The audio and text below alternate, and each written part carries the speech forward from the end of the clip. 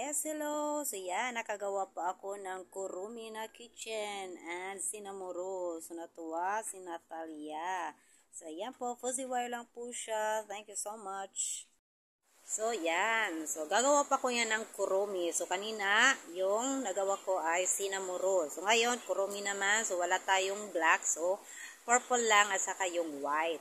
Ayan. So ito yung carton. So gumamit ako ng carton. Ayan. So ayan, bibliyogan ka lang dito and then lalagyan ng butas. Ayan. So, ayan. So, ito na yung butas na pabilog. Buti na lang meron akong cutter na ganyan, na ganito. O, ayan. So, ito na yung bilog para lagyan ko ng fuzzy wire. So, kurumi yung gagawin ko. Ito yung sinamurol. Okay.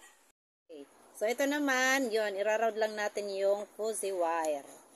Iro-roll lang dito sa bilog. Ayan. So, ganyan lang siya hanggang sa maging kalahati. Ayan. Maging kalahati lang muna. Ayan, sige. So, yung white naman, yung aking iro-roll.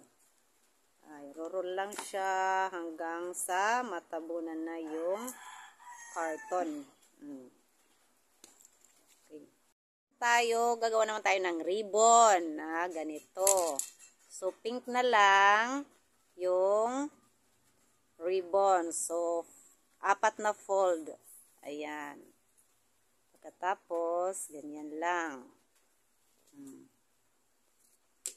So, ayan. So, yan na yung ribbon. Tapos, gagawa ng isa pa, ididikit na lang siya. Okay.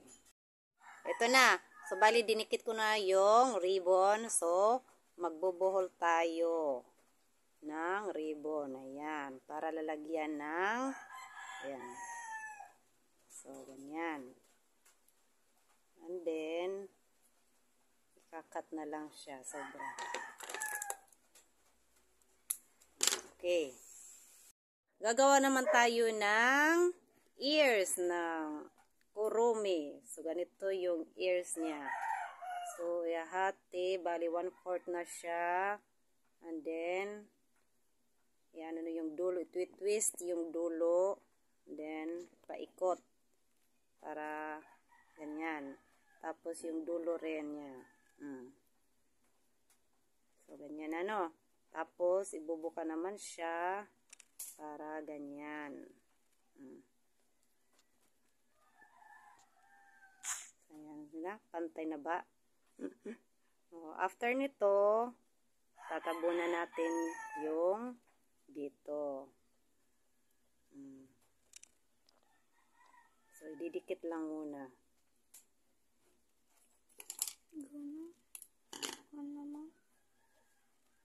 Ayan. After nito, ayan, igaganyan.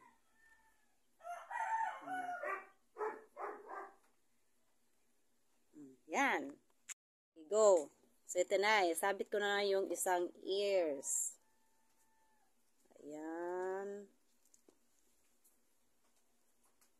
Ayan. Baka hindi mapantay. Ayan. So, ito na. Thank you so much.